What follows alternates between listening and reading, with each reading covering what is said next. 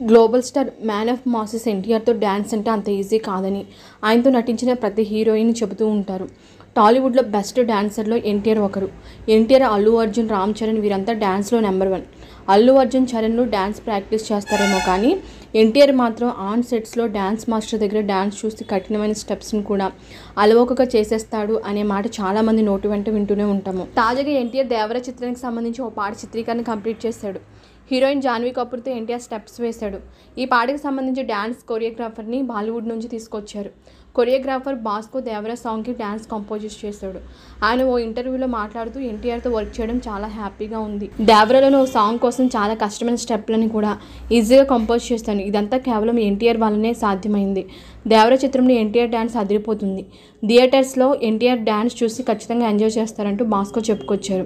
ఇక జాన్వీ కపూర్ కూడా ఈ విక్కీ కౌశల్, హృతిక్ రోషన్ ఇద్దరిలో ఎవరితో డ్యాన్స్ చేయడానికి ఇంట్రెస్ట్ చూపిస్తారని అడిగితే తను ఎన్టీఆర్తో డ్యాన్స్ చేయడానికి ఇష్టపడతానని జాన్వీ కపూర్ చెప్పింది.